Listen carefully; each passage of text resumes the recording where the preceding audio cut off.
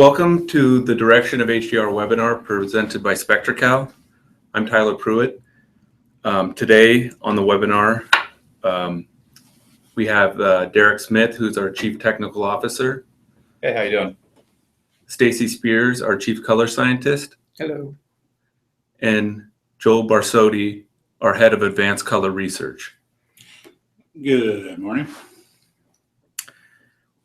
We will be releasing an HDR white paper. You can sign up to receive that at spectracal.com/whitepaper. If you're watching on our website, you can submit questions below the stream or comment on our social media pages on Twitter or Facebook. The first topic is, what is HDR?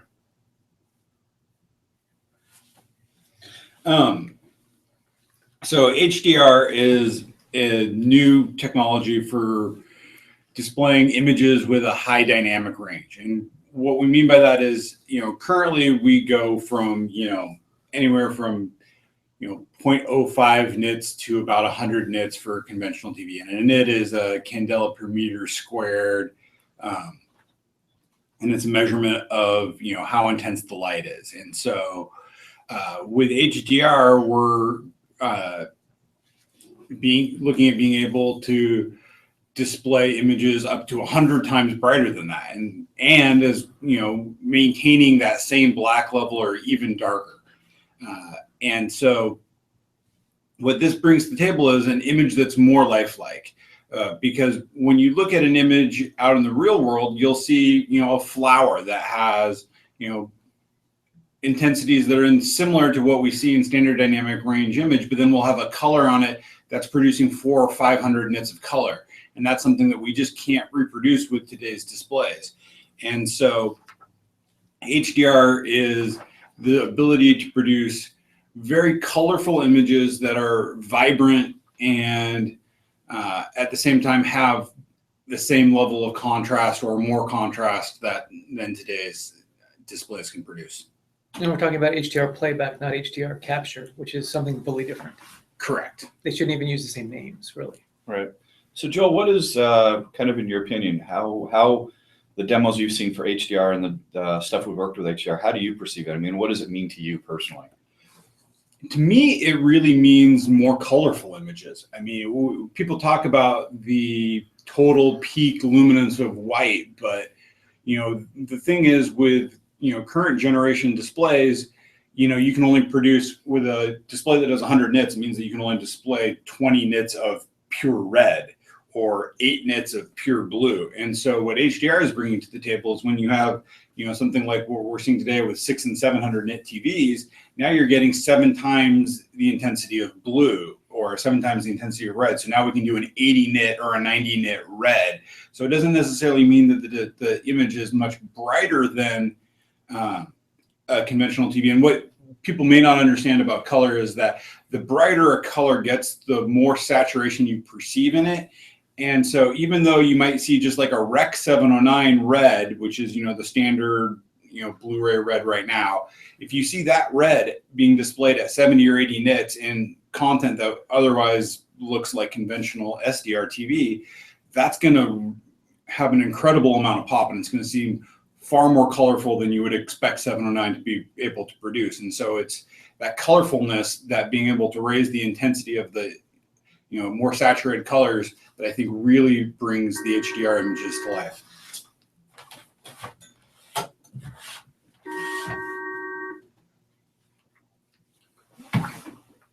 And one of the things you'll see where that stands out is light sources, because now you'll actually notice color in light sources. So the general consensus is it's not just about overall peak light output, which there's a lot of kind of misinformation or misconceptions about. HDR is just a lot more light or peak light. It's just more colorful in a lot of areas. Yeah, and I think that's what we've seen with the HDR content that's available now, is just that, with all HDR being 10-bit, the midpoint for the signal is 512 bits. And that 512 bit is roughly about 100 nits. And I would say that in any HDR image, you'll see, you know, pixels that have a lot of pixels that have values over 512, but not where all of the pixels are over 512, meaning that, you know, you're seeing things that are really red or really blue, but not necessarily really white. You know, not that they don't use that in some scenes, but that hasn't been the way it's been applied. It's been to, you know, still keep the average picture level really reasonable and really similar to SDR, but just using it to make things, giving them more dimension and more depth by being able to push the color envelope. So we're not having to wear sunglasses like some people are claiming when we watch HDR content. No, not unless that was the effect that they wanted for that scene. It also makes things like water stand out, like beads of sweat on people. You can now see. You see a three-dimensionality that wasn't there before. Right, so we're seeing additional detail. Yeah. Right. Okay, our next topic is HDR TV standards and mastering standards and EOTFs and color gamuts. What's the current situation with that? So there are several different technologies involved. Primarily, most of them have standardized on the same EOTF, which is SMPTE's 2084 standard. And that EOTF was based on research by Barton. And so what they've done with that EOTF is they've, you know, as opposed to using a power function like our current gamma formulas are based off of, or using a log-based algorithm, they went and studied, you know, exactly how the eye responds to luminance at various absolute luminance levels, and were able to figure out, you know, how tightly they could quantize that range of luminance, so they can most efficiently use bits. I mean, the whole reason that we use gamma at all is to be able to more efficiently package up video so that we can store it in fewer bits. And so the 2084 standard uses the fewest bits possible to convey as much visual information. And so, and then there's different technologies that use it at 10 bits and 12 bits. When different people talk about, like when we talk about 12-bit PQ or 12-bit SMPTE 2084, that's equivalent anywhere from 14 to 16 bits in traditional gamma. Right, yeah. So we're able to get more dynamic range out of a lesser bit depth. Yes, absolutely. And so, you know, when you look at, you know, 10-bit PQ, it's still using roughly 9 bits of that to do standard dynamic range. And so, and then even then, it's still more efficient in, you know, how it codes the dark regions compared to the brighter regions, because the traditional gamma curve wastes a lot of bits at the upper region of the curve where we don't distinguish individual steps as easily as we can at the bottom end of it. And anyone who's looked at, you know, a 1-bit grayscale ramp has seen this effect where near the dark areas you can see the visual bands, and then as you get closer and closer to 100% white, the bands start to blend together, and that's because of the inefficiency of the current gamma formulas. In terms of color gamut standards, really the only deliverable for HDR is Rec 2020. People are using different mastering gamuts, but that's what the metadata is being used for. And so there's metadata for HDR10 standards and for Dolby Vision, and for I believe the Technicolor product that they're working on are all using metadata to describe how the content was mastered, and then it's packaged into a 2020 container and delivered to the end user. And with that metadata, though, it's not limited to any specific gamut. You could master with any set of primaries as long as the metadata accurately describes them. The consumer display should be able to map it as accurately as possible, preserving as much intent of the image as possible. So with, you'd mentioned Rec 2020, there's a lot of misconceptions about that as well. How do you see that as far as definition? I mean, we looked at Rec 2020 a number of years ago, and there's no displays that can Rec 2020. There's some that are just starting to hit it with narrowband laser, but now they're recommending it that we use it for consumer displays. How does that affect us? Yeah, well, that's one of the things where that's why we're using so much metadata, and we're not using mastering displays even that hit Rec 2020. And so the idea is that you calibrate your display as if it were Rec 2020, so that you use like a 50% or a 60 or 70% saturation and maximize the native capability of your display. So your display is natively mapping the Rec 2020 space in a linear way. And then once we have that working appropriately, being that the content was mastered at less than Rec 2020 and hopefully within the gamut capabilities of your display, we can then use very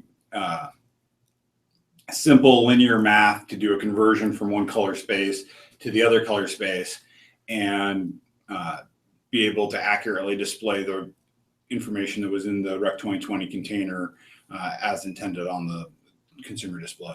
So effectively, Rec 2020 is giving us gamut headroom in those kind of scenarios. Yeah, and so it means that in the future when we get, because there are things like quantum dot technology that is just emerging that, they, with the way they manufacture it, they know that as they're able to refine this manufacturing process, that they're going to be able to produce wider and wider gamut displays based on the way that produces different spectral characteristics, as well as, we know that lasers are becoming a big part of projection. And so we can see into the future that those may start becoming, consumer variants for home use. And so, a laser home projector may be able to hit Rec 2020, a quantum dot display might be able to hit Rec 2020, and who knows what kind of fusion between quantum dots and OLEDs that may also take OLEDs to Rec 2020. So it's quite possible that, all of the current, leading edge display technologies may be able to hit that in the foreseeable future. But just like Joel mentioned earlier, where 2020 is being used as a container, it's very similar to D-Cinema, where they use XYZ as a container to deliver the content, even though it may be P3. But the one thing we're missing today is a standard on how to remap that larger gamut down to a smaller gamut. Where every Dolby Vision display has the same algorithm and will do it the same way. With HDR, every manufacturer can do it differently. Well, HDR10, being one of the technologies under the umbrella of HDR. Right. But there's no official standard called HDR10. Right. It's more of like a collection of standards. Yeah, or technologies. So we'll get into that a little bit later. But what I want to talk about now is how do we generate patterns to evaluate a HDR display? Well, currently there's, the two types of HDR displays that are currently on the market are those that respond to the SMPTE 2086 metadata and those that use the Dolby Vision technology. And so for the Dolby Vision technology, it requires a special method of transmitting the 12-bit YCC data to the display, which it uses an RGB image to do that. And that technology is built into Calman. And so Calman's built-in pattern window is currently the only pattern generator that's able to support Dolby Vision right now. We are currently working on expanding that capability into other pattern generators. For this ST2086 metadata, there are currently a handful of pattern generators such as the Quantum Data units and the Astro that are out there and working that we can use to signal the 2086 metadata. And I would expect that would continue to grow over time for both the Dolby Vision and the SMPTE 2086 metadata. So for future pattern generators that want to support the signaling for HDR10 or Dolby Vision, we just have to work with the generator manufacturers to open up additional capabilities in the transmitters and then also access to the frame buffers to be able to send essentially bit for bit images through the system. Right. And one of the things we're finding today is several displays are ignoring that 2086 metadata. Yeah. You can change the gamut, you can change the brightness levels, and the display doesn't react at all. Right. Well, and the presence of the metadata is used to put it into HDR mode, but then the contents of the metadata doesn't affect the display like it should. Again, even on some displays. So what we found, at least with Samsung and LG, it will put it into HDR mode, whereas Sony, it does not. You have to actually manually select it. So, but eventually they should all do it, especially with UHD Blu-ray. Right. In the early teething years of all the technology. Yeah. So any display you buy today is a throwaway. Yeah. Don't say that. I wouldn't say Manufacturers won't like us for that. I wouldn't say they're throwaway, but you know that you're Early adopter. you're on the bleeding edge of technology, and not everything's going to necessarily work. Although I think As most it of, will our, in a year or two. most of our audience are early adopters. They're enthusiasts, so that's kind of what they expect with these emerging standards. So now let's talk about meters. What current meters support HDR? What do I need to know about measuring HDR with a meter? Well, most of the meters out there, if they can measure up to 1,000 nits for displays that are currently being produced today, we're pretty much covered by that. But as displays get brighter and brighter, we start hitting 2,000, 4,000 nits. There's only a handful of selected meters that can hit those ranges. And the idea is you just have to have bigger optics, better management in light as they're coming into the meters. And so it's really just kind of effective of how much dynamic range a meter can handle. Most of the kind of middle tier meters today can handle, at least 1,000. We have been testing our C6 for up to 1,400. So it gives us a bit of headroom as things come out. But I imagine just as though display technologies are advancing, meter technologies typically advance with them as well. So, kind of the consumer grade meters will most likely start handling brighter images at some point. And if you have any questions about if your meter, what the limits are, you can contact us, support@spectracal.com, and we can get that answered for you. So let's talk a little bit more about Dolby Vision and how CalMan deals with it and the process of the golden reference targets in CalMan. So with Dolby Vision, as was mentioned earlier, I think Stacy mentioned it, the remapping algorithm is controlled by Dolby, and so each display has effectively a golden reference standard for, with the capabilities of that display. So, and I can't remember the exact number off the top of my head, but like their R65 reference series display, I think does about 650 nits. And then there's the R120, the 120 inch version of the same display. And I think it only does like high 500s, like maybe 550. And so these two displays have slightly different characteristics for how they remap a 4,000 nit signal based on their internal capabilities. And so each one of them then has a unique set of targets inside CalMan based on the metadata that we use to describe the Dolby Pulsar mastering display that Dolby is currently using to master all of the Dolby Vision content. And so within CalMan, you're able to then select which display you're using, so that selects that current set of targets for the golden reference. And then that way we know exactly how it should be mapping down the red and the green, so that we're able to accurately show how that content should be mapped on the display. And then you're able to make corrections to take the individual display and make it perform exactly like the golden reference that Dolby measured in-house. What about newer displays that are coming out with Dolby Vision? How are we going to be handling those?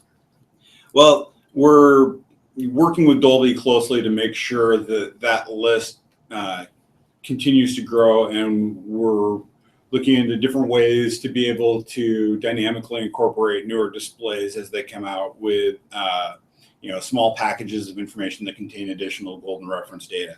So that capability will be, coming to CalMan in the near future as, we continue to work with Dolby to make that happen.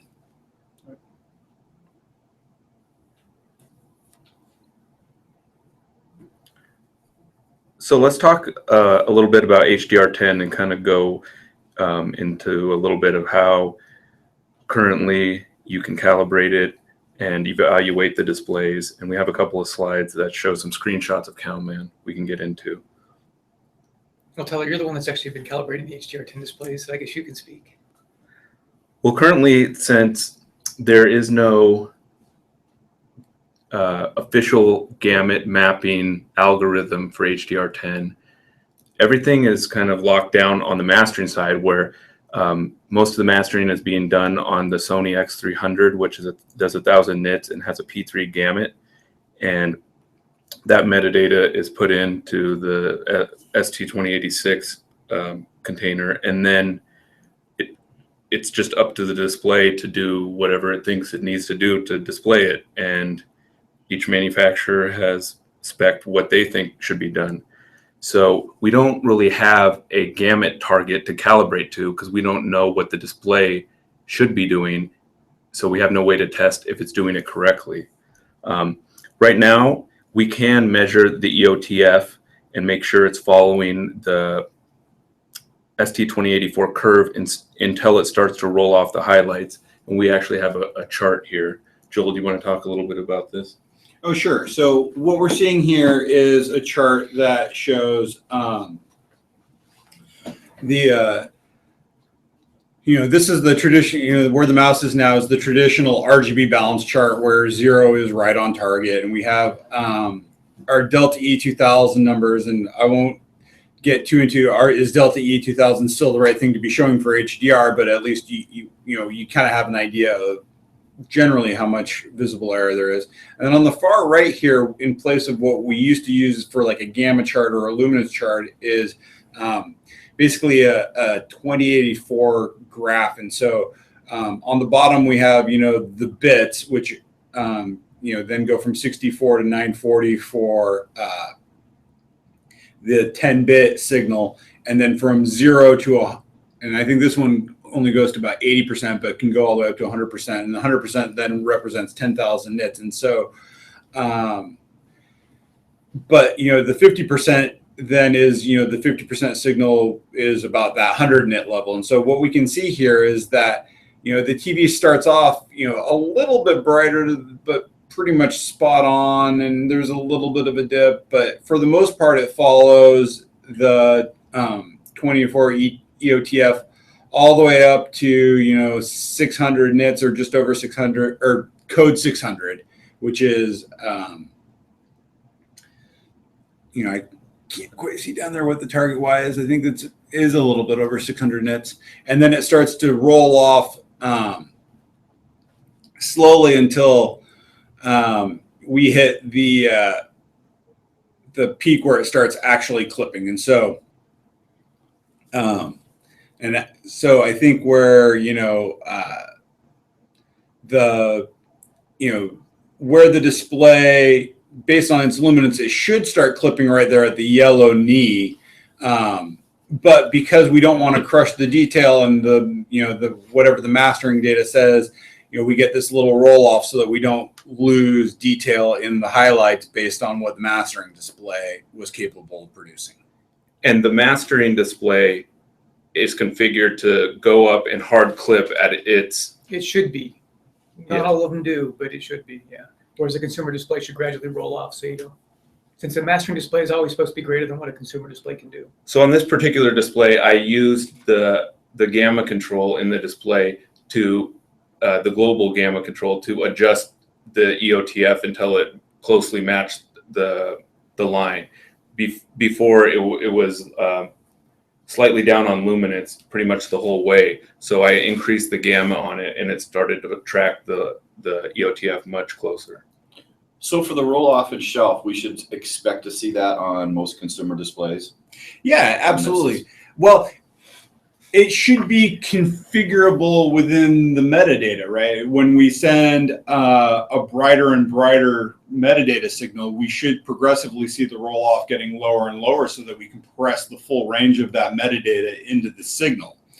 And, for, less and less metadata, if we were to say that the scene only produced 100 nits, well, it should track probably up to 512. And because it would say, I don't need to roll off because the metadata says I only do 100 nits. In that instance, you may actually see it clip right at its peak luminance. And whether or not displays behave like that in the real world, we don't really know, that being with the lack of standards.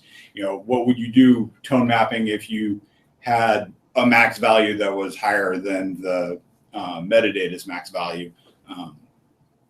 Isn't a situation that should happen in the real world. Or for instance, let's say you had metadata that said the peak was exactly what the display was capable of, then you should see it track all the way up to the peak and then clip at that peak and continue over. So that size and shape of that roll-off should be dependent on the metadata, and hopefully it will be in the future. So Stacy, can you explain why the roll-off is necessary, or versus hard clipping? I mean, what do we see visually if we don't do that? So if you hard clip on the consumer side, what'll happen is you'll find like details will just also become flat. So if you had clouds in the sky, multiple clouds of different light levels, if you hard clip, they could all become basically one big flat patch of white. Okay. And looks very ugly. And you'd rather have them be a lower luminance than they're supposed to. So you still maintain the specular highlights and the detail on the clouds. So this is, we mentioned it earlier about the Rec 2020 container and the P3 primaries that most of the mastering displays are using. Joel, do you want to talk about this a little bit more? Sure. And so, we've heard people talk about calibrating just P3 with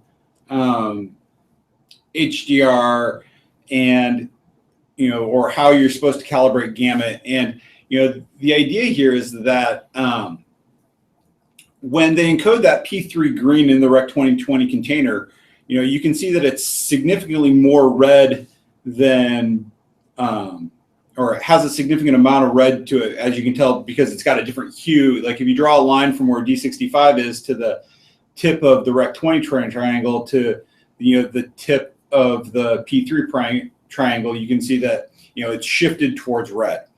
And so because of that, when they master that content and put it in a Rec 2020 container, it's going to be encoded as a value that has, maybe, 70% green and then 25% red and 0% blue, or maybe there might even be a small blue component since it's in a little bit from the edge of the container. And so that's the RGB triplet for, that is going to represent P3 red. And so if you go to calibrate and you're trying to calibrate your 100% green to that value, you're going to end up, shifting all of the saturations for everything over. And so you can't, you wouldn't want to be adjusting your pure green signal based on a signal that contains both red and blue. And so what we would be recommending is using something more like a 50% green saturation, where if you look at where, that line, if you look at imaginary line from D65 to the Rec 2020 green, a 50% saturation green is going to kind of fall on the edge of that gamut. And so, with that, you should be able to, do a pure green adjustment to calibrate that to get your Rec 2020 decoder working properly so that you see a pure Rec 2020 signal correctly mapped into that gamut space. And then the P3 container inside of it should then, map cleanly to a display that's capable of doing P3 primaries. So the RGB triplet there, which color is that? So that one is a 50% luminance, 100% saturated green. And if it was a native P3, what would that RGB triplet have been? Because we're saying this is the RGB triplet from P3 converted into 2020, right? It would be completely different if it was a native P3. Oh, so yeah, so that is the green value there with 90. Actually, I was wrong. That's so that'd be a really significant amount of red. It'd be 16, 127, 16. Right. 128. Right. So if with you can see the triplet 95, red, 127 green, 56 blue. So there's quite a bit of the complementary colors mixed into the green to get it to be a P3 green. Rec 2020 green would be 16, 127, 16, and P3 and P3 and P3 would be 16, 127, 16. Right.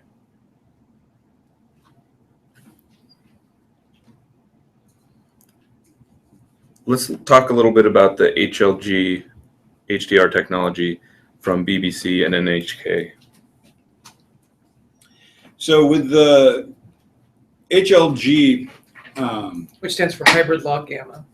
right, that version of flavor of HDR technology is from the BBC and NHK, two broadcasters, and so you should find no surprise that this technology then revolves around broadcast. And backwards compatibility. And right, and the idea there is that, you know, they're using a slightly different encoding mechanism to be able to deliver a metadata-free version of HDR. And you know, this means that it doesn't need any special encoders to handle encoding the metadata into a live broadcast signal. And they've rearranged the bits slightly so that even on an SDR TV, if you're watching an HDR broadcast that's using this HLG, it would look passable-ish. But that when you're watching it on an HDR TV that incorporates the HLG technology, you're able to display this image at 600 nits, 800 nits, 1200 nits, and get all of those same features that you get from HDR10 or Dolby Vision with higher luminance levels and good dynamic range. And it's a pretty unique approach that they take because when you start changing the end-to-end gamma of a system, and that's how this technology is based, is that they've got the sort of their encode gamma that, or OETF, and when you go to decode it, first you run the reverse of the OETF to kind of get back to a linear light, and then you figure out what the total end-to-end gamma of the system that you want is, and they vary that based on the peak luminance of the display, the minimum brightness of the display, and then also the ambient surround. And so with those three components, they run it through a formula, and they get anywhere from, you know, like a 1.1, which would be basically like a standard SDR kind of setup. And so for backwards compatibility, you'd come up with a number like that, and you could watch content and it would look pretty normal. To, you know, 1,000 nit display in a dark room with a good black level then might produce an end-to-end gamma as high as 1.4, 1.5. And so they apply the gamma to the values that you get by going through the inverse OETF, and then you scale the RGB values in luminance, because as you change the end-to-end gamma, you change the saturation of an image. You can see that in CalMan now by playing around with the charts. If you open up like a saturation sweep and you put in 1.8, you'd see all the points shift towards white. If you bump it back up to 2.6, you'd see all the dots float back out towards the edge of the gamut. And so by scaling, when they change the end-to-end gamma, they scale the values in unison, and that's able to provide consistent chromaticity, even though they're changing the end-to-end gamma to provide that more three-dimensional pop that we get from HDR. And one of the parameters you mentioned was the ambient light, which on a phone or a tablet, you'd use the built-in camera. But for consumer television, you're either going to need to make that measurement yourself and plug it into the device, or displays are going to need to have cameras on them to measure the ambient light in real time. Or they could just provide a single fudge factor value for, like, lights on, lights off. Yeah, like a day mode and a night mode. But all those require user interaction versus a camera. Right. Well, I mean, and you would just assume that it's in, you know, day mode, and if you ever turned it into night mode, then it would go to night mode. But yeah, a camera would be the better way to go. But we'll see if that technology ends up gaining any traction. I like that. I like the fact that it is a full spec, so that you know how it should be reproduced on any TV in any environment. You can take the measurements, plug them in, and see what the capabilities are. But the downside is, because it wants to be backwards compatible, it's carrying along legacy baggage. Whereas ST2084 started from scratch to make it as optimal as possible. Right, yeah. So there's still going to be some deficiencies in the bit depth, and with the algorithm that they use, it produces, the display isn't able to use the full size of its gamut volume based on the way the mapping works. You lose a little bit of the gamut volume. So there are certainly some drawbacks to it, but and I'm not even sure if they're targeting wide color gamut as much. I think it can go either way. I think that whatever they decide, it can be used with Rec 709 or it can be used with Direct 2020. But being a metadata-free version, it's whatever triplet they encode in it is what they expect to be produced, and so there's no gamut remapping as part of the specification beyond the sort of constant chromaticity that's built into the EOTF formula.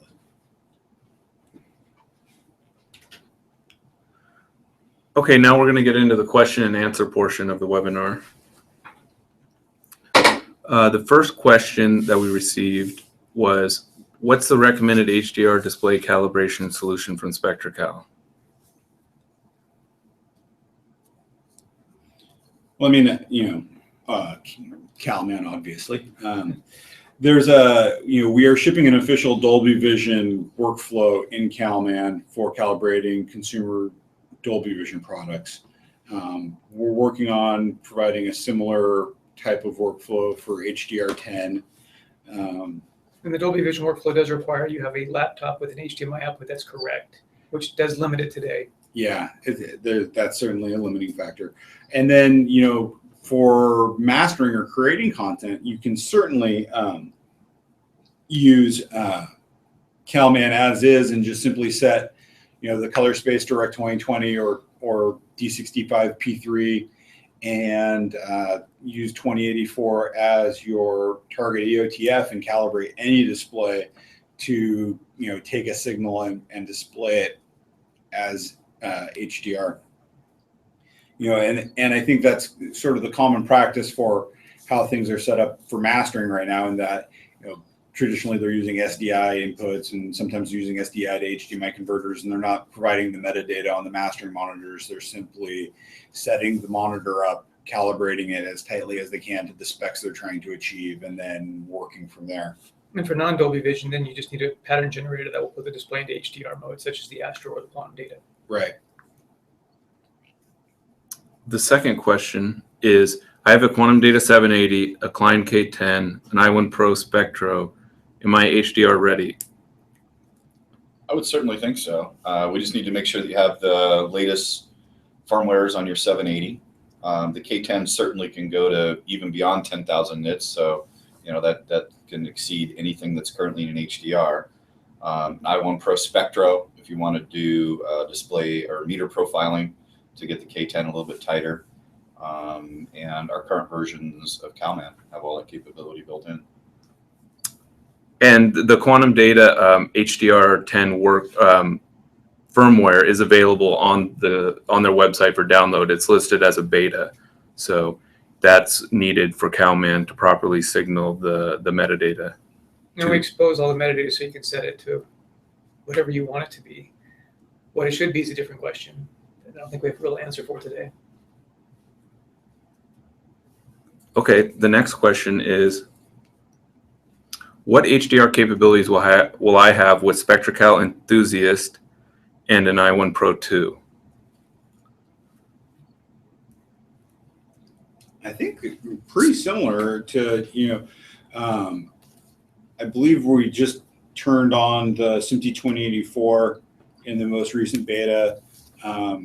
Enthusiast was already licensed for the Dolby Vision stuff, if I'm not mistaken. And we just turned 2084 on for our consumer products as well. Right. And the i1 Pro version 2 certainly has enough capability, dynamic range for displays that are currently being built. Yeah, I mean, the only thing that the i1 Pro 2 is the bottom end of it, but that's with the dynamic zone backlighting that they're using, it's not like that's a new technology. So, zone backlit displays from 2 years ago have very similar black levels to HDR10 zone lit black levels.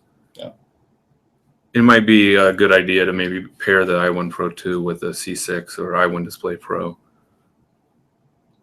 Yeah, Just to speed up the process. Yeah, if you want to measure down there, having a colorimeter that has a better measurement time down low helps, without a doubt. Okay, our next question is, how should I measure ANSI contrast on an HDR10 display, or a HDR10 display, or a Dolby Vision display, or any HDR display? We don't include ANSI in the Dolby Vision workflow, right? No, well, an ANSI is... ANSI also is a 50% APL, so it's not even a good contrast ratio measurement pattern. Right. It's too bright. So how do we measure contrast? Well, contrast, I mean, What do we recommend, or ratios? well, so like the UHD Alliance and others are sort of going where you'll measure a black field with corner contrast patterns. So you'll put white boxes in the corners. There's currently Dolby and the UHD Alliance have different specs on as far as how big those boxes should be. And then we're measuring white, again, it's a window in the middle. Right. And the reason we're doing a pattern like that for the black measurement is, we want some high level, high intensity thing on the screen to force the zone backlights to come on, but not to have to, to deal with the haloing so that they can't turn everything all the way off, so that we don't end up with, so we're forcing the display to do some amount of processing as it would do in like a real scene, where if you've got a guy walking through, like the X-Files is back on. So, that the traditional flashlight scene, right? So you get like the dark scene with the bright flashlight, and how does the zone backlighting system handle that? And so, the corner contrast pattern is trying to sort of emulate that, where we've got bright content on the screen, but what is, not necessarily right next to it, but a distance from that, how dim can the screen get? So we're forcing the display to not allow it to shut its backlight off completely. Right. Which gives us artificial numbers. I mean, absolute black is absolute black. That's not a valid contrast. Right. I mean, because we've all seen that, where if you feed a solid black field to a dynamic backlighting system, it'll just shut off.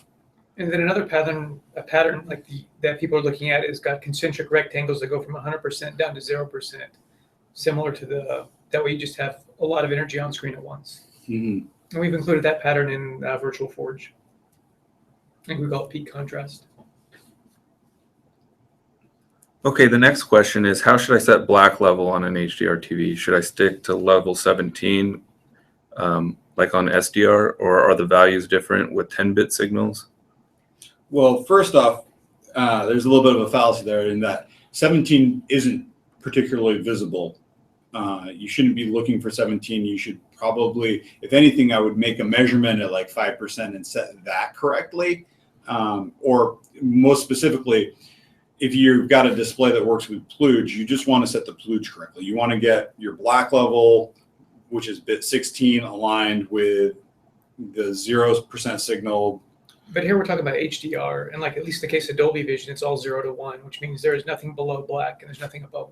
Right. So so there's no pluged pattern in the concept of HDR. Right. And so, in that instance, what you're still probably looking to do is, if you can set up a meter and measure the black floor and turn brightness up when it starts going up, it's too high, you turn it down, and when it stops going down, that's probably the right spot. Although, like in the case of the Vizio in Dolby Vision mode, at least the R65, brightness and contrast are actually set as is for Dolby Vision. You're not supposed to touch them.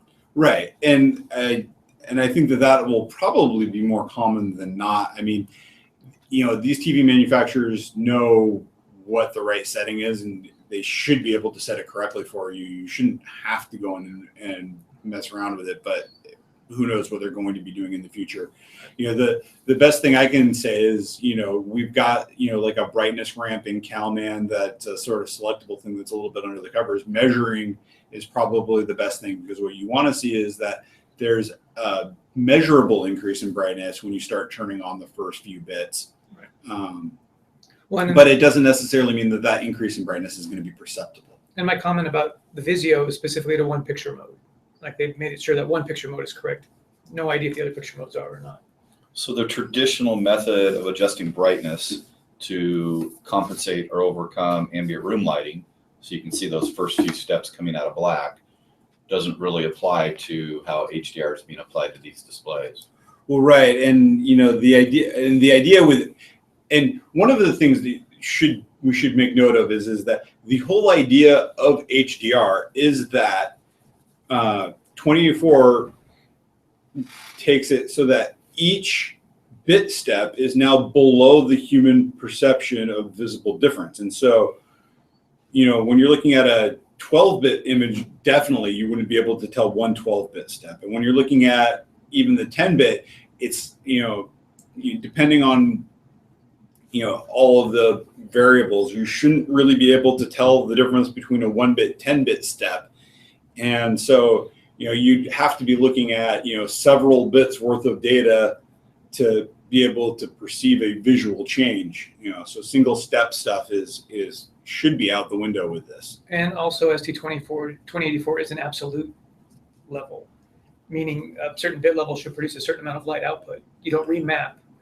And that's because that's something we talked about earlier. Like with gamma, you remap the entire gamma, whatever the display can do, that remaps to the full gamma curve. right. And I guess that's something that I Kind of a fundamental.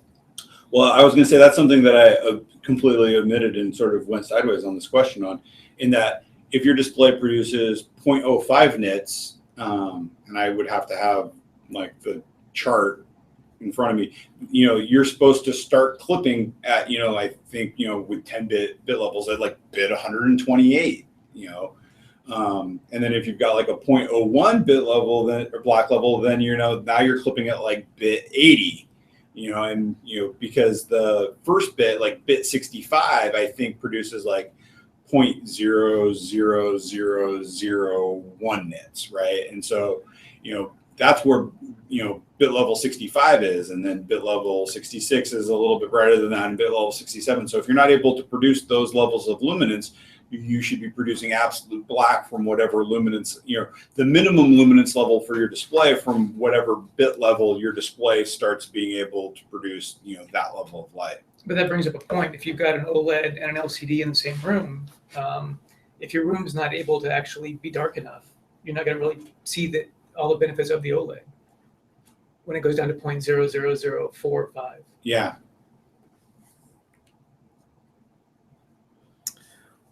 Okay, our next question is, what measurement tools are there to measure HDR content, both on-set shooting and post-mastering? I think they're talking about like waveform monitors and stuff like that, and scopes. I think those are things that still need to be developed and understood.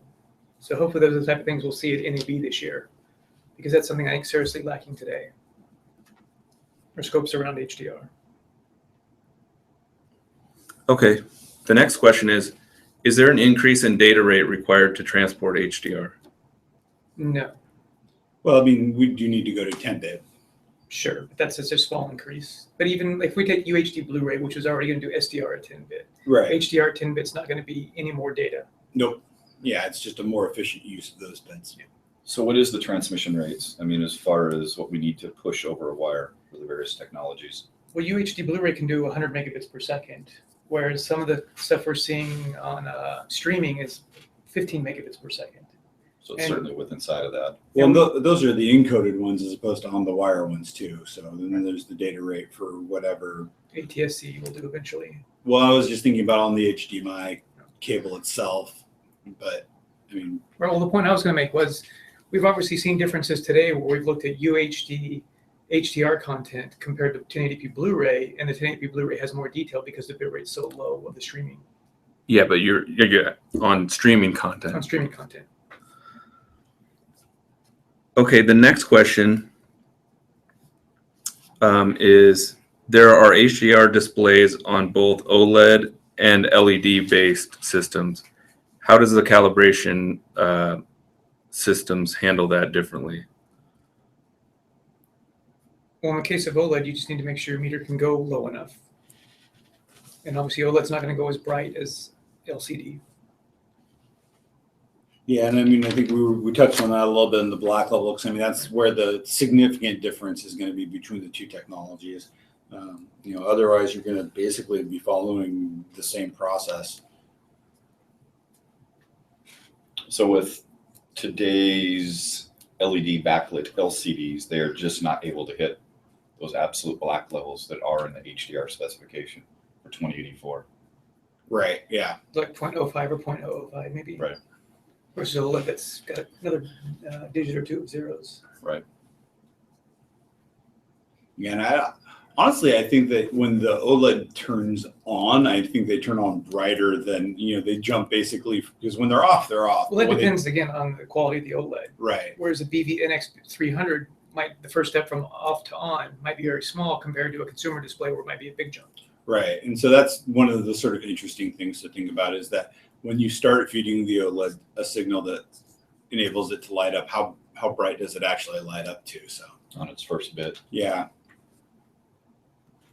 Okay, the next question is, do you expect 10,000 nit TVs in the near future?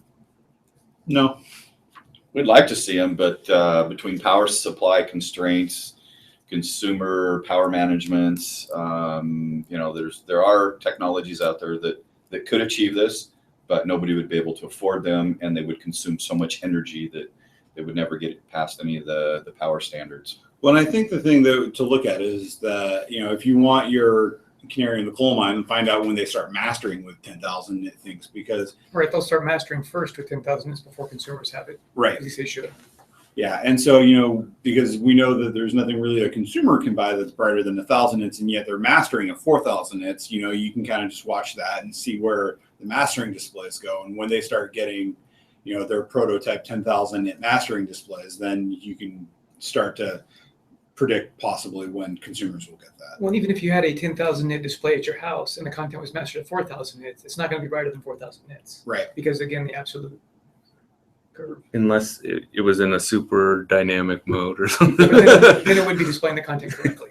Right. Yeah. Yeah. Well, yeah. And I think that maybe that's even the best point to take away from this conversation, is that with the way HDR is supposed to work, it doesn't matter how bright your TV can do. If you had a theoretically perfect Rec 2020 10,000 nit display right now, it should only be producing, roughly P3 gamut, roughly 1,000 nit for HDR10, and roughly 4,000 nit for Dolby Vision content, because that's what the content is mastered at, and that's what the metadata says. And so when you have this theoretically perfect display, it would produce the content with no remapping and just the volumes that the metadata specifies.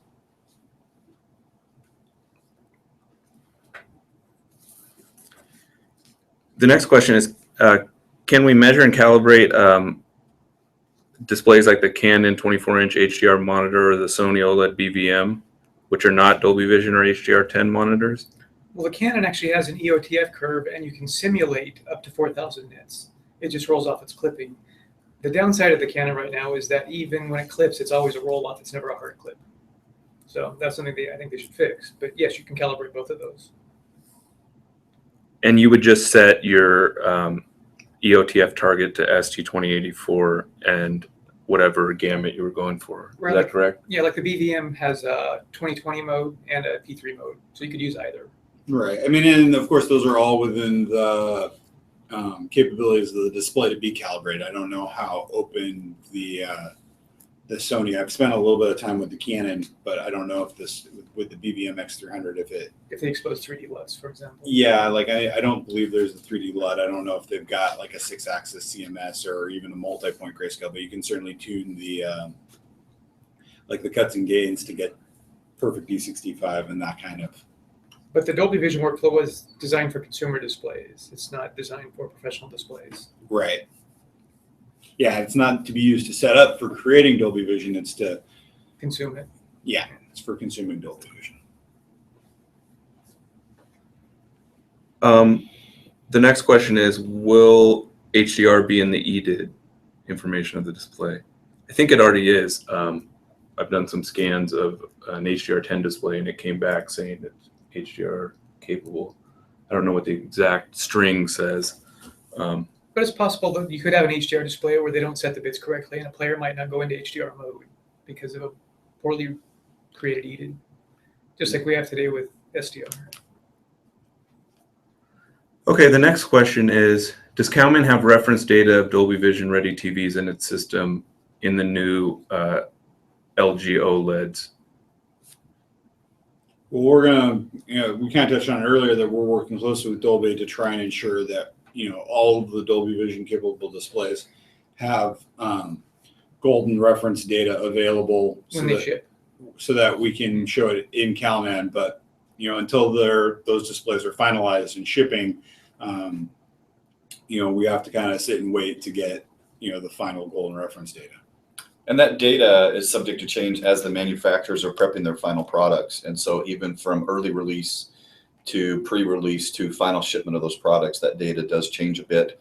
And so that's why we're working with Dolby to have the ability to either import or have data dynamically put into CalMan so that we keep those up to date as they come out. And in theory, they could change it with a firmware update later down They the line. can, certainly. Oh, yeah. Which makes it more complicated. Well, and CalMan has a full model of the display's remapping algorithm, so we can provide things like our color checker accuracy set for Dolby Vision. And sometimes with firmware updates, they'll tweak that to try and, or at least in these early stages of trying to get the whole product sorted. So we've even seen firmware updates that change the capabilities, even when the maximum capabilities of the gamut and peak luminance haven't been changing. They've tweaked the remapping algorithm slightly as they've refined the process.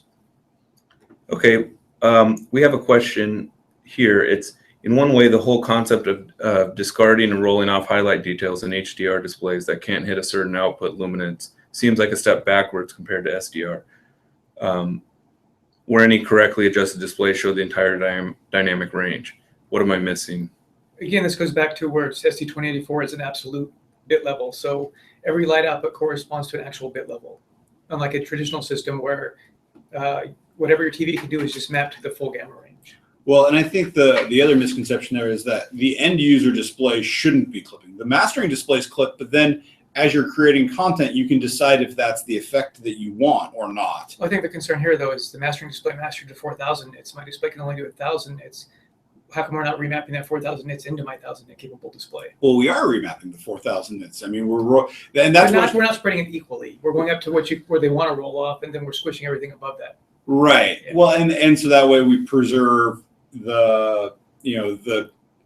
and with, like, for instance, with Dolby Vision, where it can do it scene by scene, and this is something we haven't touched on in this webinar, but Dolby Vision's metadata is scene by scene. And so if you get a scene that only has 600 nits in it, then Dolby Vision's not going to do any remapping on a display that can do 600 nits. It's going to show it all with no roll off and no clipping. It's only when it needs to, because this particular scene has content that goes above what the display is capable of, that it will do that roll off to do a tone map, to compress the scene down, fit it into the dynamic range of the display.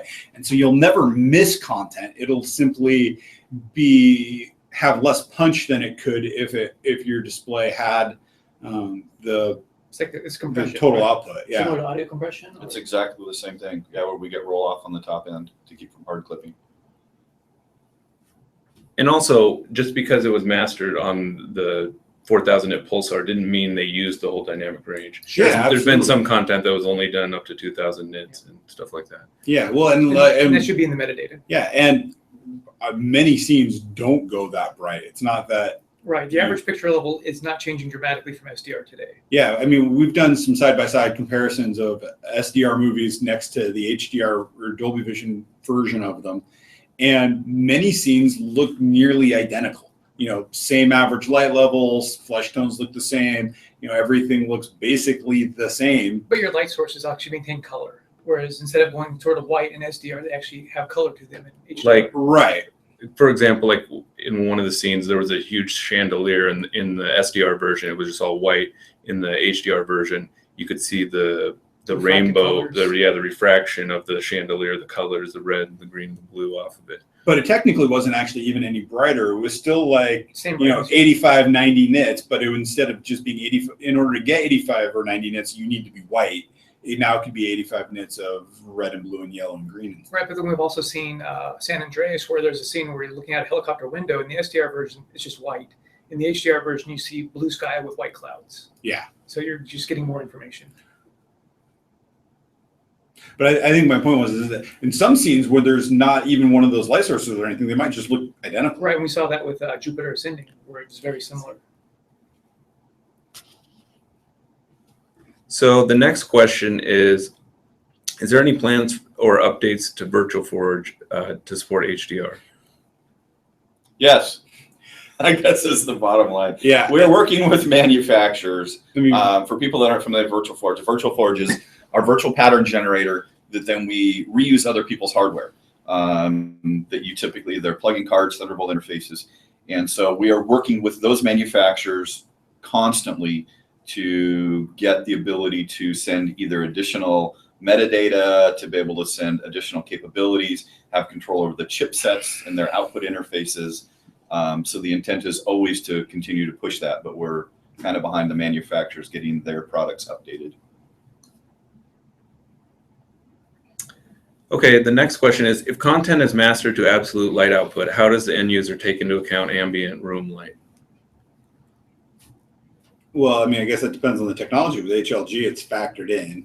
But I mean, I think the idea here is that you're going for a reference viewing experience, and just like with SDR, you know, there's no algorithm that takes ambient room light in for Rec 709 and BT 1886. Right, you stick an HDR display outside in the sun, it's not going to look that good. Yeah, so I mean, if you want to get the reference experience, you turn the lights off.